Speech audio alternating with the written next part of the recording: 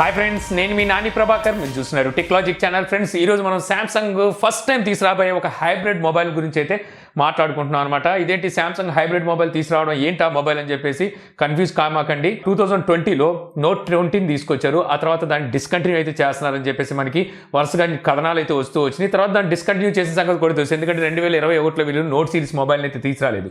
S21ని తీసుకొచ్చినప్పటికీ అందులో మనకి S Pen support ఇచ్చిన, అందులో మనకి స్లాట్ని అయితే వీళ్ళు తీసుకురాలేదు. అంటే S Pen ని మనం పెట్టుకోవడానికి సపరేట్గా దాంట్లో ఎటువంటి పోర్షన్ అయితే ఇవ్వలేదు. అయితే ఈసారి తీసుకురాబోతున్న S22 సిరీస్లో కనుక చూసినట్టయితే అందులో మనకి S22 అల్ట్రాలో S Pen సపోర్ట్ తో పాటు సపరేట్ గా మనకి డెడికేటెడ్ S Pen హోల్డర్ ను కూడా అయితే అందులో తీసుకొస్తున్నారు అనమాట. సో అందువల్ల ఇది హైబ్రిడ్ అయింది. అటు S సిరీస్ కి ఇటు నోట్ సిరీస్ కి క్రాస్ బ్రీడ్ అని చెప్పి అయితే అనుకోవచ్చు. సో ఇటువంటి హైబ్రిడ్ మొబైల్ అయితే వీళ్ళు ఈసారి తీసుకురాబోతున్నారు. ఇది ఒకటే కాదు ప్రత్యేకత, ఇందులో మరో ప్రత్యేకత కూడా అయితే ఉంది. ఎందుకంటే ఇందులో వీళ్ళు తీసుకురాబోతున్న ప్రాసెసర్ కి Exynos 2200. అఫ్ కోర్స్ మనకి స్నాప్డ్రాగన్ 8 జనరేషన్ 1 ప్రాసెసర్ తో కూడా ఇంకో మోడల్ వస్తుంది అనుకోండి. అయితే ఈసారి Exynos లో వీళ్ళు చాలా పెద్ద మార్పునైతే తీసుకురాబోతున్నారు అనమాట. ఇప్పుడు వరకు మనం చూసుకుంటే Exynos ప్రాసెసర్లో మనకి మేజర్గా చూసుకున్నట్టయితే థర్మల్ మేనేజ్మెంట్, అలాగే పవర్ ఎఫిషియన్సీ, ఇంకా హీటింగ్ ఇష్యూస్, ఇవన్నీ అయితే మనం చూసుకుంటూ వచ్చాం కదా. ఈసారి వాటన్నిటికీ ఫుల్ స్టాప్ పెడుతూ గేమింగ్కి ఎక్కువ ప్రాధాన్యత ఇస్తూ ఈ Exynos 2200 ప్రాసెసర్ అయితే తీసుకురాబోతున్నారు. ఈ ప్రాసెసర్ 4 nanometer బిల్డ్ అయిన ప్రాసెసర్ అనమాట. సో ఫస్ట్ టైం వచ్చేసరికి వీళ్ళు ఓన్ ఎక్స్క్లిప్స్ 920 జీపీయూని అయితే ఇందులో వీళ్ళు ఇంట్రడ్యూస్ చేయబోతున్నారు. అయితే మరి ఈ జీపీయూను డైరెక్ట్గా వీళ్ళు తీసుకొస్తున్నారంటే కాదు, యాక్చువల్గా వీళ్ళు AMDతో కొలాబరేట్ అయ్యి ఈ జీపీయూని అయితే డెవలప్ చేశారని చెప్పాలి. అంటే AMD రేడియాన్ జీపీయూస్ అయితే డెవలప్ చేస్తూ ఉంటుంది. AMD అందరికీ తెలిసిందే. మనం ఇప్పుడు గేమ్ కాన్సోల్లో కానీ లేకపోతే గేమింగ్ ల్యాప్టాప్స్ అంటే పీసీలో ఈ AMD జీపీని అయితే చూస్తూ ఉంటాం. సో దానికి సంబంధించిన RDNA2 ఆర్కిటెక్చర్ని అయితే వీళ్ళు యూజ్ చేసి ఈ జీపీయూని డెవలప్ చేసినట్టుగా అయితే తెలుస్తుంది.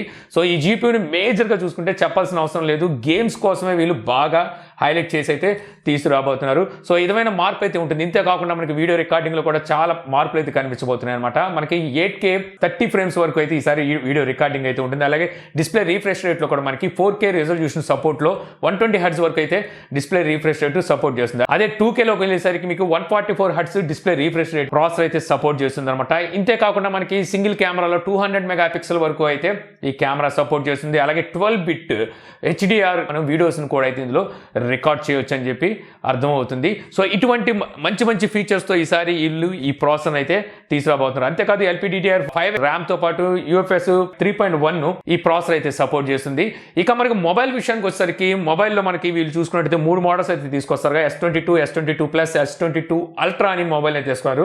సో అల్ట్రా గురించి మనం మాట్లాడుకుందాం. అల్ట్రాలో కనుక చూస్తే మనకి ఇందులో డిస్ప్లే సైజ్ వచ్చేసరికి 6.8 inches dynamic AMOLED display 2x అయితే ఉండబోతుంది. 120 Hz డిస్ప్లే రీఫ్రెష్ రేట్, అలాగే HDR10+ సపోర్ట్తో పాటు 1500 nits వరకు మనకి డిస్ప్లే బ్రైట్నెస్ నిట్స్ అయితే చూడడానికి ఉంటుంది. ఇక ఈ డిస్ప్లేకి ప్రొటెక్షన్ గా కార్నింగ్ గొరిల్లా గ్లాస్ విట్నెస్ ప్లస్ తో అయితే ప్రొటెక్ట్ చేయబోతున్నారు. బ్యాక్ సైడ్ కూడా మనకి ఇదే గ్లాస్ అయితే ఉంటుంది. చుట్టూ ఫ్రేమ్ చూసుకున్నట్లయితే అల్యూమినియం ఫ్రేమ్ అయితే ఉంటుంది. ఇక అలాగే ఈ డిస్ప్లే LTPO టెక్నాలజీ సపోర్ట్ చేస్తుంది. అంటే మనకి 1 Hz నుంచి 120 Hz వరకు ఈ డిస్ప్లే రీఫ్రెష్ అనేది సందర్భానికి తగ్గట్టుగా మారుతుంటుంది. దీని వల్ల ఏమవుతుందంటే మనకి కావాల్సినప్పుడే మనకి పవర్ అనేది తీసుకుంటుంది. అంటే బ్యాటరీ అయితే సేవ్ అవుతాము. ఇక స్పీకర్స్ విషయానికి వచ్చేసరికి ఎప్పుడు తీసుకొచ్చినట్టుగానే AKG స్పీకర్స్ అయితే ఇందులో కూడా అయితే ప్రొవైడ్ చేస్తున్నారు. మనకి స్టీరియో స్పీకర్స్ ఉంటాయి. డాల్బీ అట్మాస్ కూడా అయితే సపోర్ట్ చేస్తుంది.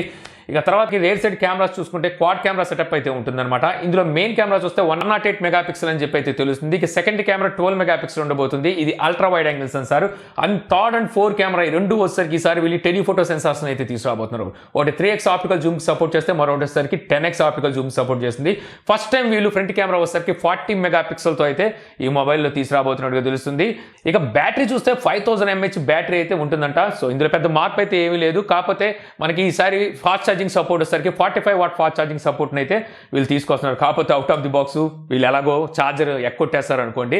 అయితే వీళ్ళు 2020లో తీసుకొచ్చిన S20 లైనప్లో వీళ్ళు ఇదే 45 watt ఫాస్ట్ ఛార్జింగ్ తీసుకొచ్చారు. కాకపోతే మళ్ళీ ఏమైందో ఏమో కానీ తర్వాత వీళ్ళు S21లో మళ్ళీ 45 watt ఫాస్ట్ ఛార్జింగ్ అయితే స్కిప్ చేశారు. మళ్ళీ ఇప్పుడు ఈ 45 watt ఫాస్ట్ ఛార్జింగ్ సపోర్ట్ అయితే ఈ మొబైల్ రాబోతున్నట్టు వస్తుంది. అలాగే వైర్లెస్ ఛార్జింగ్ సపోర్ట్ కూడా అయితే ఉంటుంది. ఇక్కడ వచ్చేసరికి 15 watt అంటున్నారు. సో 15 watt కన్నా ఇంకా పెంచాలి. ఎందుకంటే మార్కెట్లో చూస్తే వేరే బ్రాండ్లు సో చాలా దూరం వెళ్ళిపోయినాయి వైర్లెస్ వైర్లెస్ ఛార్జింగ్ స్పీడ్లో చూసుకున్నట్టయితే.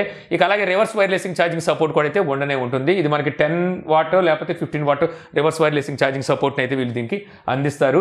ఇక అలాగే ఈ మొబైల్లో మనకి IP68 water and dust resistant అయితే ఉండనే ఉంటుంది అనమాట. ఫ్లాగ్షిప్ అనేసరికి సామ్సంగ్ ఖచ్చితంగా ప్రతి మొబైల్లోనూ ఈ ఫీచర్ అయితే తీసుకొస్తూనే ఉంటుంది. 228 గ్రామ్స్ వరకు మనకి మొబైల్ వెయిట్ ఉంటుందని చెప్పేసి అయితే సో తెలుస్తుంది.